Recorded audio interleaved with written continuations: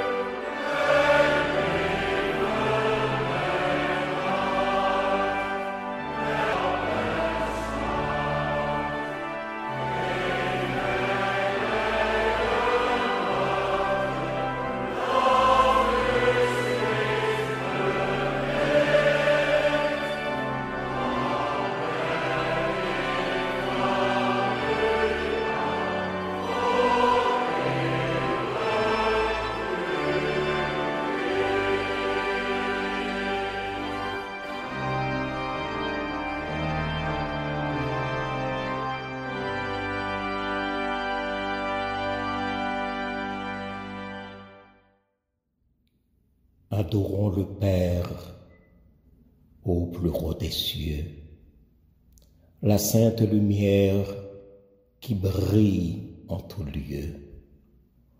Proclamons sa grâce, le pardon divin, l'amour efficace, le bonheur sans fin. Célébrons la gloire du puissant Sauveur. Chantons la victoire du grand Rédempteur, qui vint sur la terre pour nous secourir. Plus tendre qu'un frère, il voulut mourir. Viens, céleste flamme, messager divin, Viens, montre à notre âme, Jésus, le chemin. Descends à cette heure dans nos cœurs joyeux, qu'il soit ta demeure. Esprit glorieux. Ô tendre Père céleste, en ce jour de la fête des Pères, nous voulons, ô notre Dieu, faire monter vers toi des hymnes de louange et d'action de grâce. Toi, le divin Père, notre bon Père céleste. Nous sommes rassemblés à tes pieds pour te dire merci pour toutes les grâces dont tu nous as comblés, pour l'amour que tu nous as témoigné en la personne de Jésus-Christ, ton Fils bien-aimé, notre Sauveur. Et ce matin, tandis que nous célébrons nos pères humains, qu'il plaise à ton Saint-Esprit de réveiller dans leur cœur l'amour paternel. Inspire, ô Dieu notre Père, à chaque papa l'essence de la paternité, de telle sorte que nous puissions mener une nouvelle vie dans ce monde si bouleversé. Prends en main la direction du culte que nous sommes venus t'offrir et fais, ô notre Dieu, que les paroles de nos cantiques, la méditation de nos cœurs et nos ferventes prières, oui, que tout cela monte vers toi comme un parfum de bonne odeur et te soit agréable. Nous te prions par Jésus-Christ, à qui reviennent comme à toi et au Saint-Esprit la gloire et l'honneur dès avant tous les temps, maintenant et au siècle des siècles. Amen. Amen.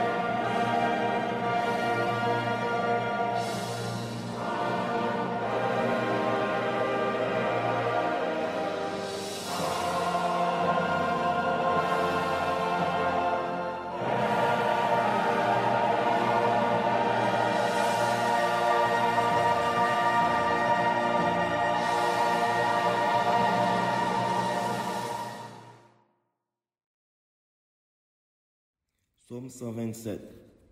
Si l'Éternel ne bâtit la maison, ceux qui la bâtissent travaillent en vain. Si l'Éternel ne garde la ville, celui qui la garde veille en vain. En vain vous levez-vous matin, vous couchez-vous tard et mangez-vous le pain de douleur. Il en donne autant à ses bien-aimés pendant leur sommeil. Voici des fils sont un héritage de l'Éternel. Le fruit des entrailles est une récompense. Comme les flèches dans la main d'un guerrier, ainsi sont les fils de la jeunesse. Heureux l'homme qui en a rempli son carquois, ils ne seront pas confus quand ils parleront avec des ennemis à la porte. Psaume 128. Heureux tout homme qui craint l'Éternel, qui marche dans ses voies. Tu jouis alors du travail de tes mains, tu es heureux, tu prospères. Ta femme est comme une vigne féconde dans l'intérieur de ta maison. Tes fils sont comme des plants d'olivier autour de ta table. C'est ainsi qu'est béni l'homme qui craint l'Éternel. L'Éternel te bénira de Sion, et tu verras le bonheur de Jérusalem tous les jours de ta vie. Tu verras les fils de tes fils, que la paix soit sur Israël. Amen.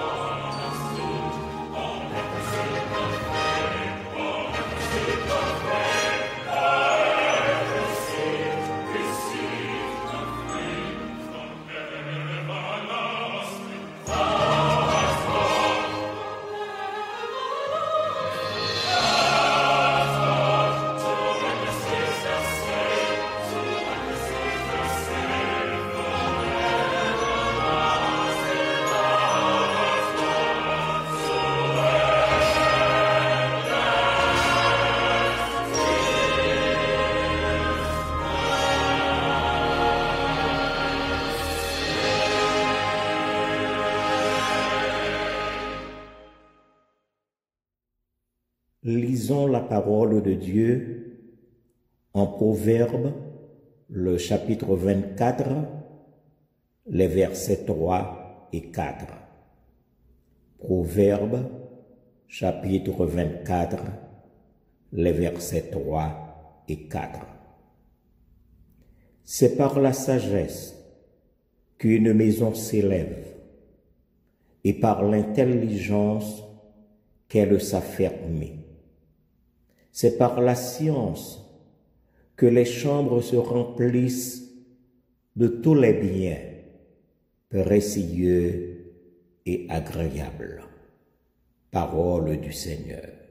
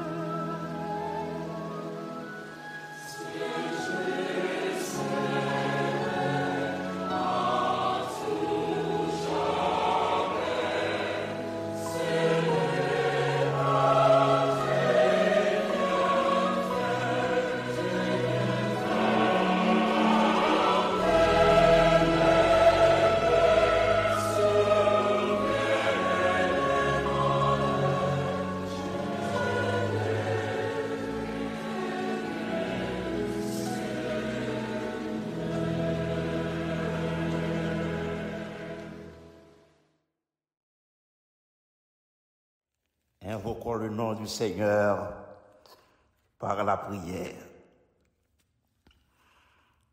Béni sois-tu d'éternité en éternité, éternel, Dieu de tout l'univers.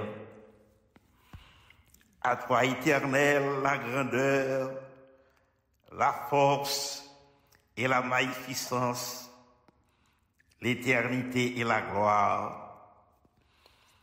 À toi, éternel, le règne, car tu t'élèves souverainement au-dessus de tout.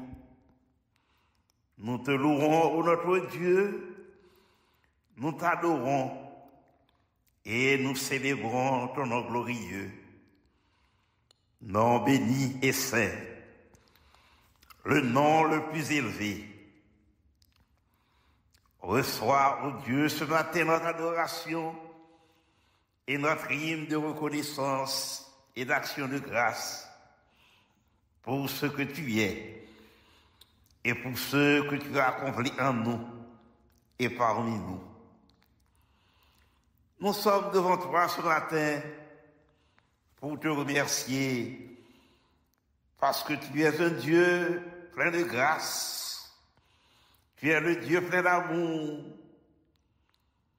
Merci de ce que tu nous rassembles pour nous toucher, pour nous guérir, pour nous enseigner et nous rappeler que nous ne sommes pas seuls sur la route, que l'Éternel est avec nous. Si ce matin, nous sommes encore en vie, c'est l'effet de ta grâce et de ta bonté. Tu veilles sur nous avec beaucoup de soin. Ô toi, qui écoutes la prière, tous les hommes viendront à toi. Ce matin, Seigneur, nous voulons prendre le temps pour te dire combien nous t'apprécions, combien nous t'aimons, combien nous sommes contents de te servir et de t'appartenir. Nous savons, ô Dieu, que tu sondes le cœur et que tu aimes la droiture. Nous venons aussi en ta présence pour te demander pardon. Pardon pour nos infidélités, pardon pour nos écarts, pardon pour nos défaillances, pardon pour nos chutes. Enlève en nous ce matin toute scorie de péché, tout interdit. Donne-nous un cœur dévoué à l'observation de ta parole. Viens à cette heure et sanctifie nos pauvres cœurs. Aide-nous, Seigneur, à te ressembler partout où nous portons nos pas. Nous voulons te demander pardon pour notre manque d'intégrité et de droiture. Nous reconnaissons, Seigneur, dans notre marche avec toi, nous ne sommes pas là où nous devrions être.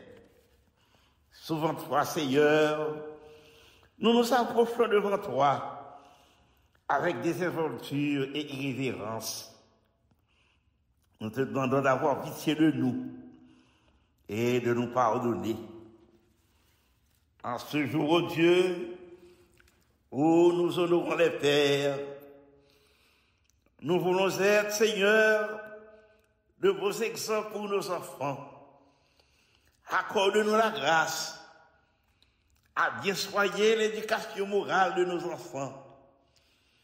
Remplis-nous de bonheur, Seigneur, lorsque nos enfants prennent des décisions qui témoignent de sagesse, d'intégrité et de respect. Car dit ta parole, un fils sage fait la joie de son père. Nous voulons, ô Dieu, être de vrais modèles pour nos enfants qui vivent dans un monde où tout s'écoule, où les vraies valeurs disparaissent. Nous vivons, ô Dieu, dans une société où règne la confusion, le monde est à l'envers. Que nos enfants, Seigneur, comme l'a dit le psalmiste, puissent, comme les fleurs dans nos mains, que nos enfants soient un héritage que l'Éternel nous donne et que nos enfants soient vraiment une récompense. Que nos enfants soient une bénédiction et non un fardeau. Rassemblés devant toi, Seigneur, nous te présentons toutes les églises qui, comme nous ce matin, t'adorent et te louent. Nous te remettons d'une façon spéciale, Tidielaï. Puisses-tu, ô Seigneur, bénir tous les ouvriers qui travaillent pour l'avancement de ton royaume dans cette œuvre sacro-sainte. Souviens-toi de celui que tu as placé à la tête de ce troupeau. Bénis son ministère, sa famille et tous ceux que tu as placés autour de lui pour que ton œuvre puisse continuer à avancer. Nous voulons avoir ce matin une pensée spéciale pour nos malades. Ceux-là qui peut-être ce matin ont reçu un mauvais diagnostic. Révèle-toi à eux comme le Dieu qui guérit toute maladie. Souviens-toi des nécessiteux, des laissés pour compte. Souviens-toi, ô Dieu, de ceux-là qui en ce moment ne savent à quel cesse bruit.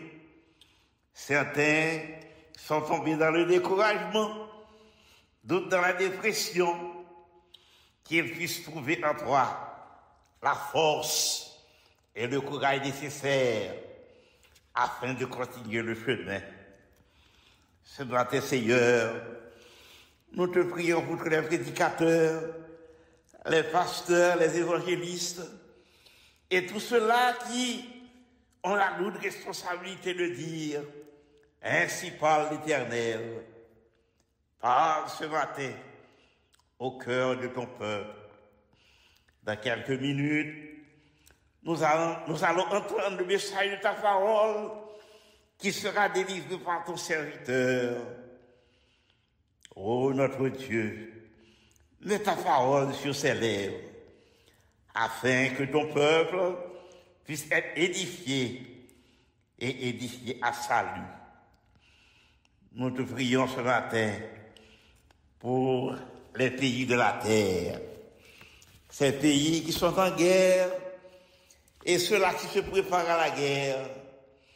Le monde est bouleversé et nous n'attendons que ton mot pour que la paix puisse y régner.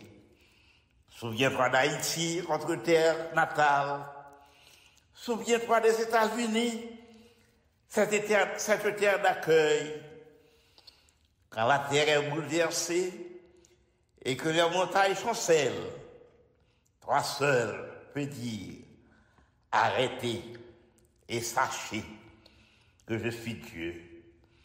Bénis le reste de la semaine, entends, ô Dieu, et écoute notre prière.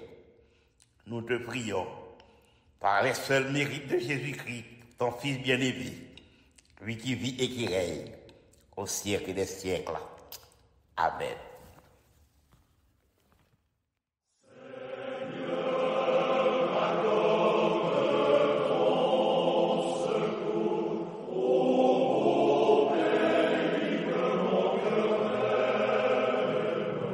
Celui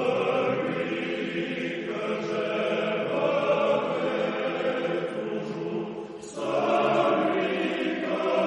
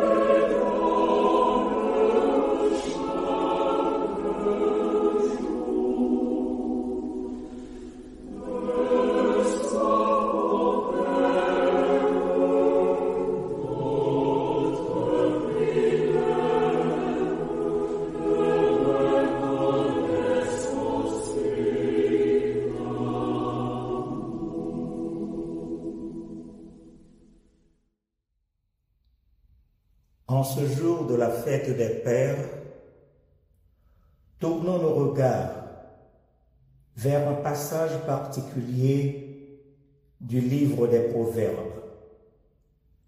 Proverbes, le chapitre 24, les versets 3 et 4, où il est écrit « C'est par la sagesse qu'une maison s'élève, et par l'intelligence qu'elle s'affermit. C'est par la science que les chambres se remplissent de tous les biens précieux et agréables. » Et nous donnons pour titre au message à partager en ce jour de fête le Père admirable, un amour paternel, le rôle essentiel. Frères et sœurs bien-aimés, quel est le cri le plus sourd, la blessure la plus invisible qui traverse notre génération? C'est une faim, une soif, la faim insatiable d'une présence, d'une parole, d'une poigne solide. C'est le fantôme d'une chaise vide à la table du dîner, le poids d'un silence là où une voix aurait dû gronder avec amour et autorité. C'est la douleur de l'orphelinat du cœur. L'absence d'un père, quelle plaie dans l'âme d'un enfant, une déchirure qui manque à vie, une question sans réponse qui résonne dans les couloirs vides de la mémoire.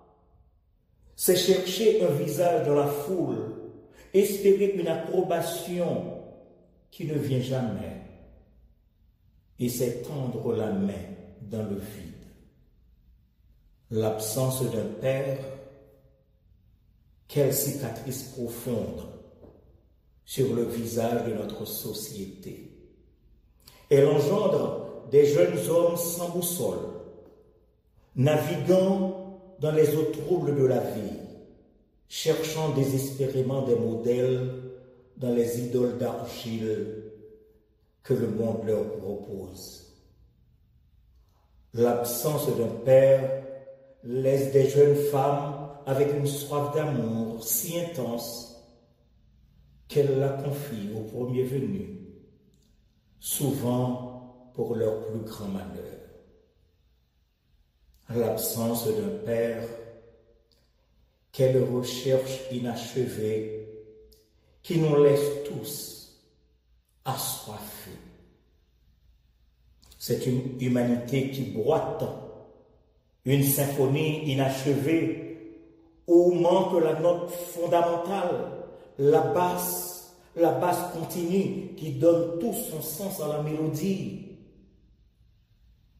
Mais aujourd'hui, frères et sœurs bien-aimés, je ne suis pas venu pour ouvrir des blessures sans proposer de baume. Je suis venu vous dire qu'au cœur de cette tragédie humaine, une vérité divine resplendit. Au-delà du Père faillible, du Père absent, du Père inconnu, se dresse une figure parfaite, un modèle absolu.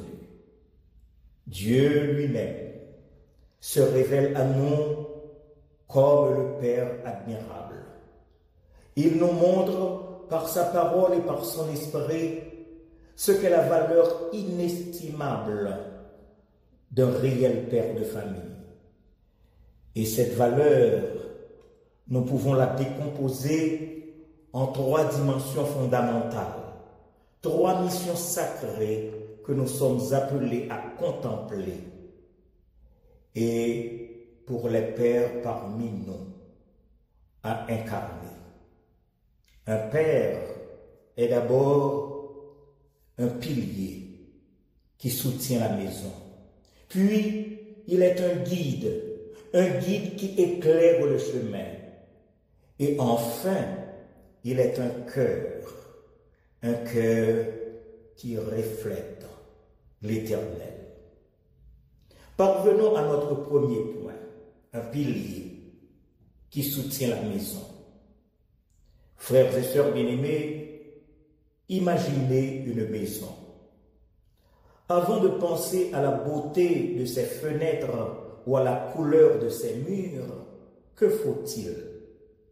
Des fondations solides, un pilier central capable de résister aux tempêtes, aux vents, aux assauts du temps. Le Père, dans le plan de Dieu, est ce pilier. Il est la structure, la force tranquille qui assure la stabilité et la sécurité du foyer. Cette responsabilité est d'abord matérielle. Un père pourvoit, il travaille, il se bat, il anticipe, non pas pour amasser des richesses égoïstes, mais pour que le pain ne manque jamais sur la table, pour que ses enfants aient un toit sur la tête et des vêtements sur le dos. C'est un devoir si fondamental que la Bible le place au cœur de la foi elle-même. L'apôtre Paul, écrivant à Timothée, nous le rappelle avec une force saisissante dans sa première épître au chapitre 5, le verset 8. Si quelqu'un, dit-il, n'a pas soin des siens, et principalement de ceux de sa famille, il a renié la foi, et il est pire qu'un infidèle. Ces paroles sont dures, mais elles sont vraies.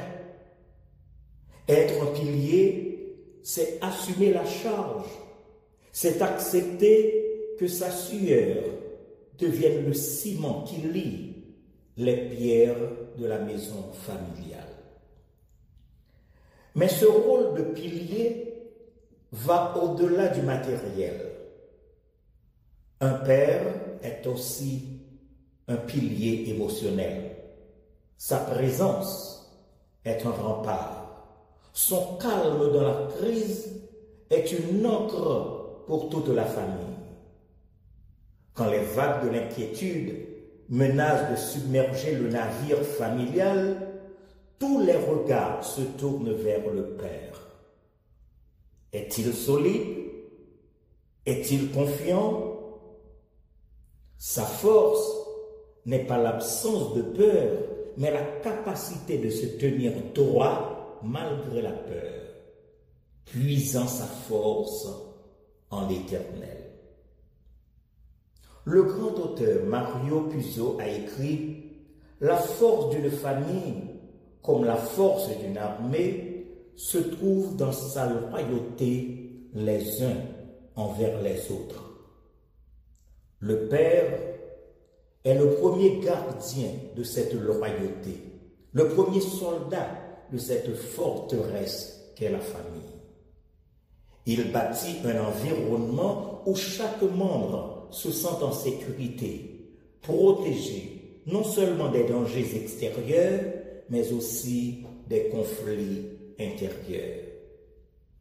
Le livre des Proverbes, ce recueil de sagesse divine, ajoute au chapitre 24, les versets 3 et 4, c'est par la sagesse qu'une maison s'élève et par l'intelligence qu'elle s'affermit.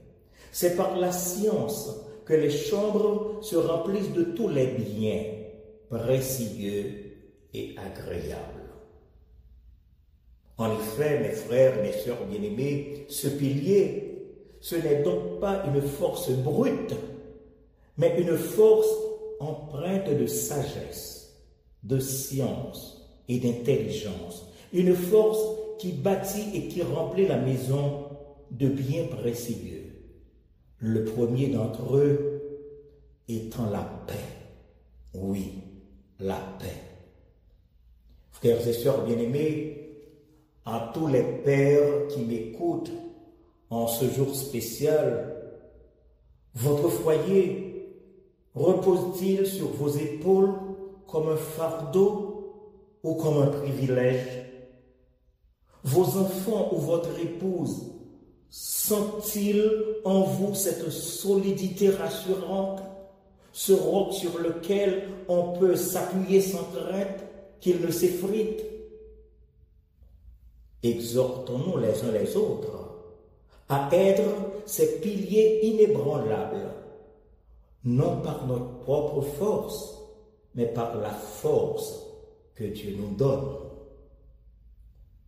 Mais un pilier, aussi solide soit-il, ne suffit pas si la maison est plongée dans les ténèbres. Il faut une direction, une lumière. C'est pourquoi un père est bien plus qu'une structure. Il est aussi un guide qui éclaire le chemin. Oui, un guide qui éclaire le chemin. Si le premier rôle du père est d'assurer la stabilité de la maison, le second est de donner une direction à ceux qui y habitent. Un père n'est pas seulement un mur porteur, il est un phare dans la nuit. Il est celui qui tient la carte et la boussole, celui qui dit « le chemin sûr est par ici ». Cette guidance est avant tout une mission d'enseignement. Un père est le premier professeur de ses enfants. Il leur apprend à marcher, à parler, mais surtout à penser. Il leur transmet des valeurs, des principes, une vision du monde. Il ne se contente pas de pourvoir à leurs besoins, il forme leur caractère. Comme le disait Nelson Mandela, l'éducation est l'arme la plus puissante que l'on puisse utiliser pour changer le monde. Un père qui éduque ses enfants selon la doctrine de la vérité, selon la droiture, ne change pas seulement sa famille, il change le monde, une âme à la fois. La parole de Dieu est extraordinairement claire sur ce point. Le sage Salomon nous donne cette directive intemporelle dans le livre des Proverbes, au chapitre 22, verset 6. Là, il dit « Instruis l'enfant selon la voie qu'il devra suivre, et quand il sera vieux, il ne s'en détournera pas. » Instruire selon la voie. Cela signifie bien plus que donner des ordres. Cela implique de montrer l'exemple. Un père ne peut pas dire « fais ce que je te dis, pas ce que je fais ».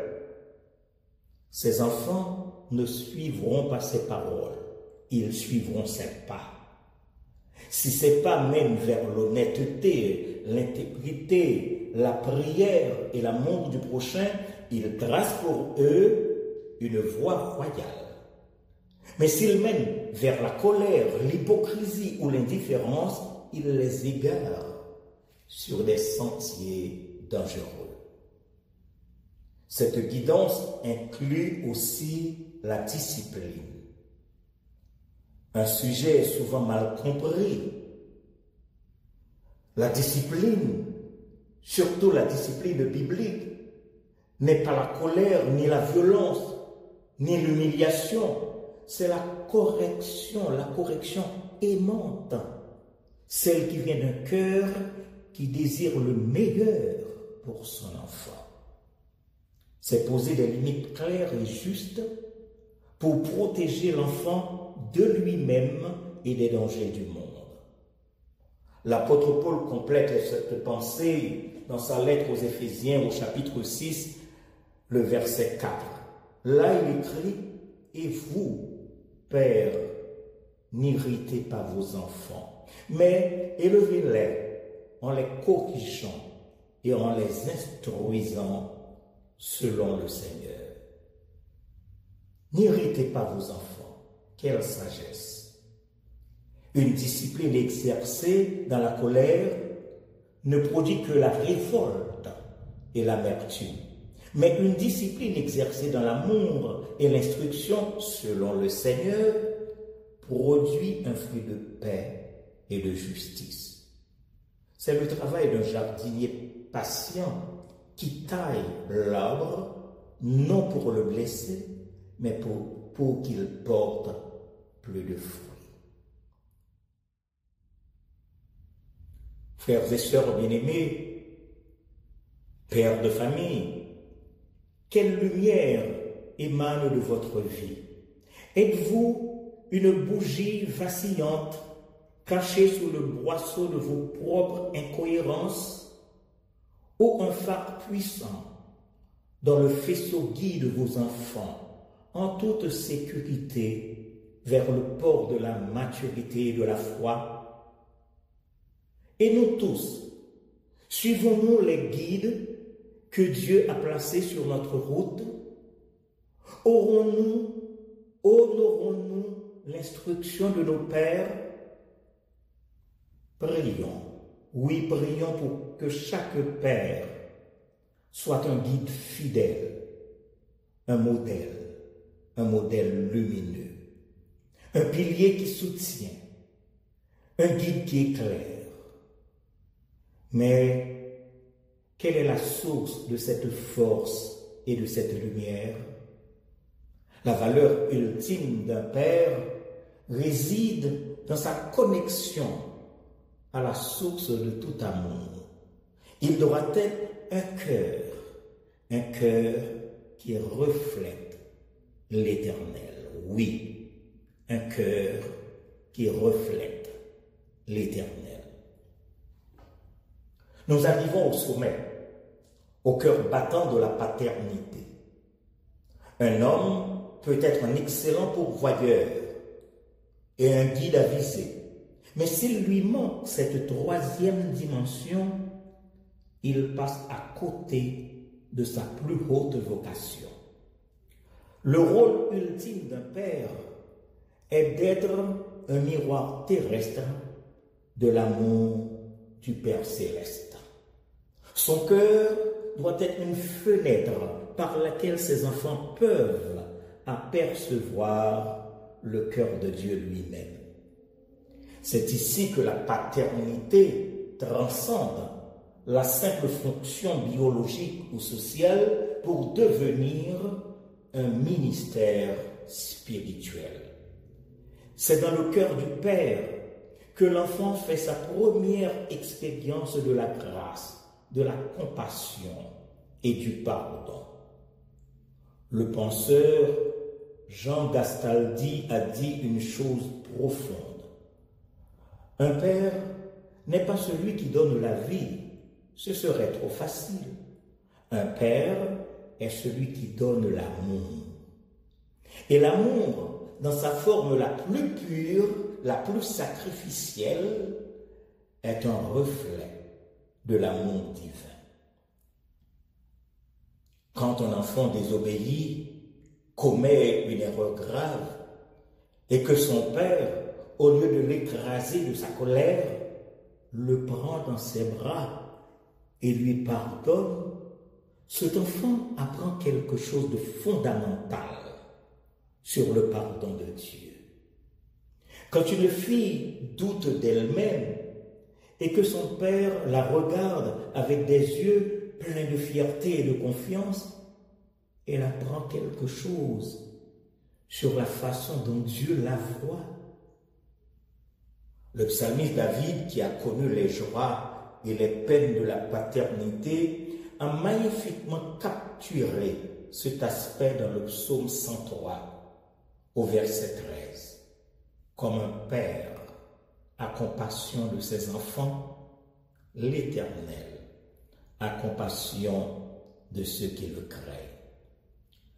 La compassion d'un père est la parabole vivante de la compassion de l'Éternel. Il est le prêtre de sa maison. non pas au sens clérical, mais en étant celui qui intercède pour les siens, qui les conduit à l'autel de la prière familiale, qui leur montre comment s'approcher de Dieu sans crainte. Le portrait le plus sublime de ce cœur paternel nous a été peint par le Maître lui-même. Jésus nous a peint le portrait le plus bouleversant du cœur paternel dans la parabole de l'enfant prodigue, rapportée par Luc au chapitre 15, le verset 20. Comme il était encore loin, son père le vit et fut ému de compassion. Il courut se jeter à son cou et le baisa.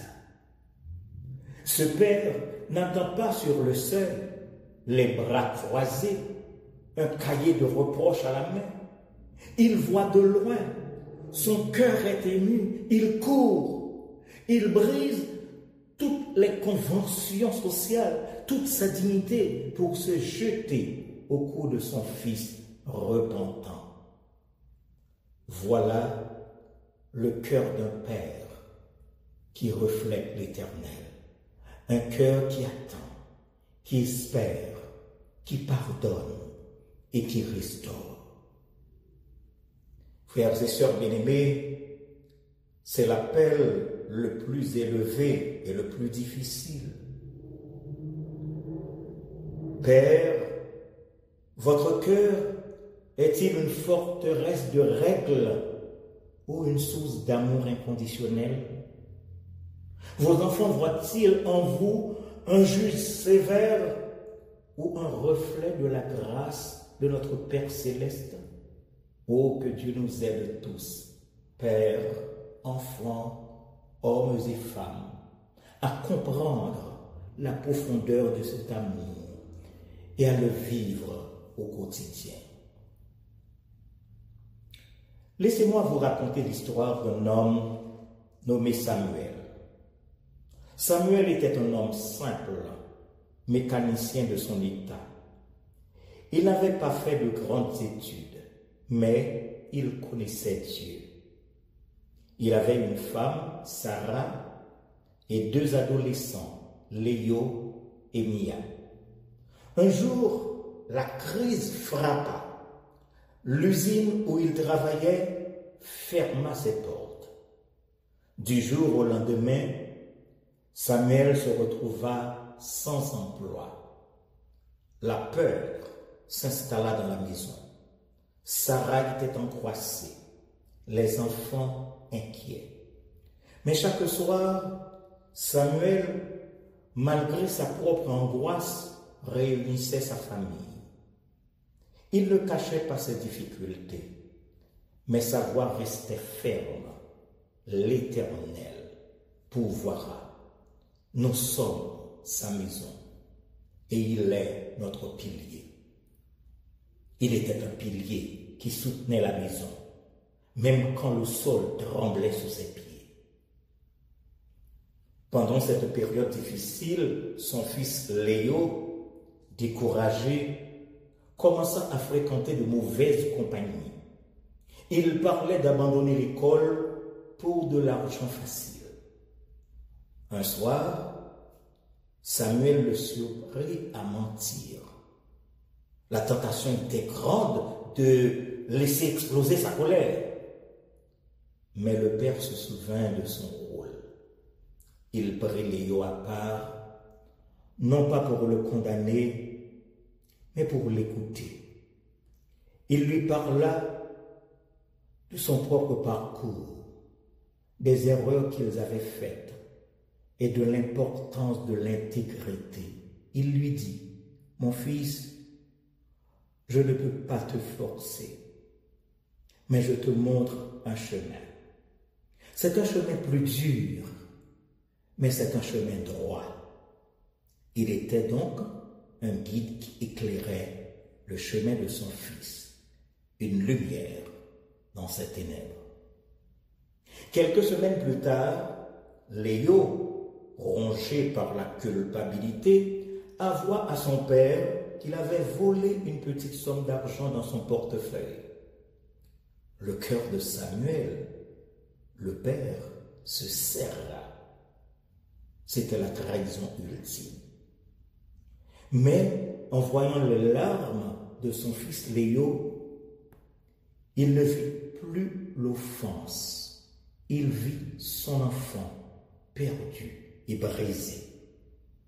Il se souvint du père du fils prodigue.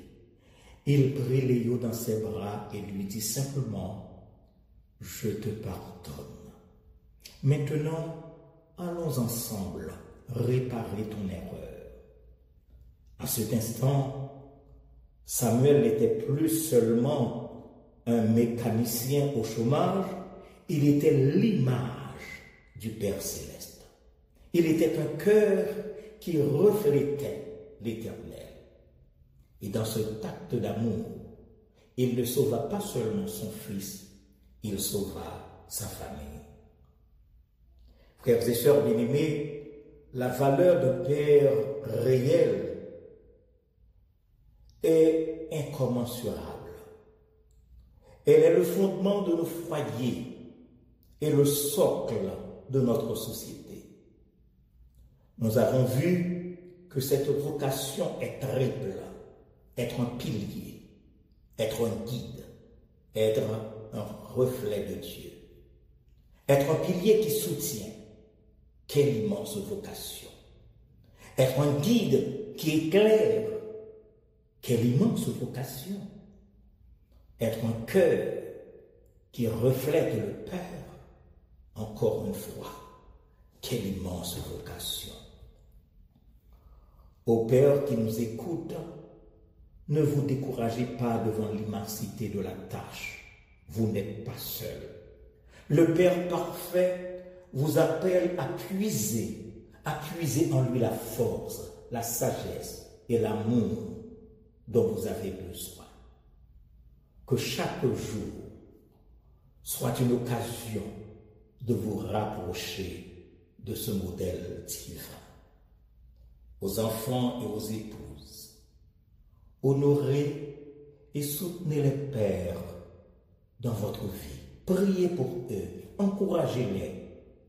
Votre respect est le sol fertile dans lequel leur vocation peut s'épanouir. Et à nous tous, qui portons peut-être les cicatrices d'un père absent ou défaillant, tournons nos regards vers le haut. Nous avons un Père au ciel, un Père dont l'amour ne faillit jamais, dont la présence est constante, dont le pardon est infini. Il est le pilier de l'univers, le guide de nos âmes, et son cœur est un océan d'amour qui nous attend. Alors, en ce jour de la fête des pères, que nous soyons pères ou enfants, hommes ou femmes, engageons-nous. Engageons-nous à valoriser, à incarner et à célébrer la paternité selon le cœur de Dieu. Et si vous ne connaissez pas encore l'amour de ce Père parfait, je vous invite à ouvrir vos cœurs. Il vous attend, les bras ouverts, prêt à courir vers vous. Bonne fête à tous les papas. Que le Seigneur vous bénisse et qu'il vous garde. Amen et amen. Ô Seigneur,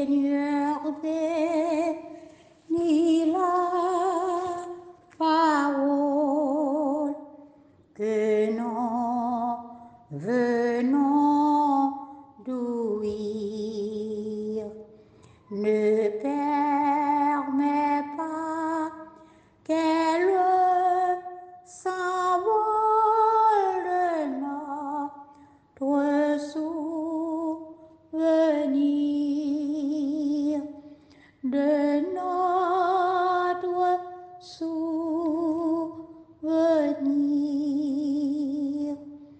Jaloux de ta sainte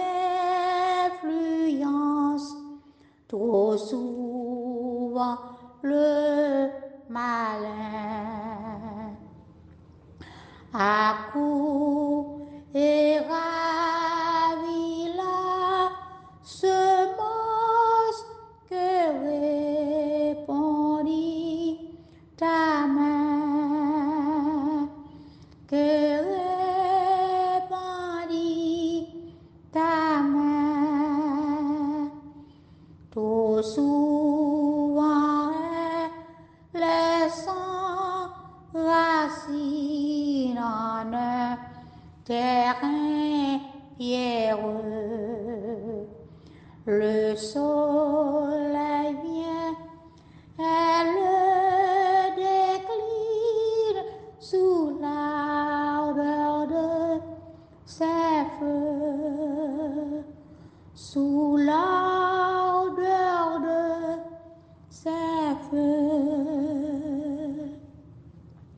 Trop souvent les soucis du monde, on sait bien sans valeur, détruisant sa vertu féconde, trouve dans le cœur, l'étouffe dans le cœur. Ah, plutôt que ton évangile s'empare de nos cœurs, c'est quelques grains en donne mille à ta gloire, ô Seigneur, à ta gloire, ô Seigneur. Que le Dieu de paix qui a ramené d'entre les morts le grand pasteur des brebis, par le sang d'une alliance éternelle, notre Seigneur Jésus, nous rende capables de toute bonne œuvre pour l'accomplissement de sa volonté, qu'il fasse en nous ce qui lui est agréable, par Jésus-Christ auquel soit la gloire, maintenant et au siècle des siècles. Amen. Bon dimanche à chacun de vous, que le Seigneur vous bénisse et qu'il vous garde. Amen.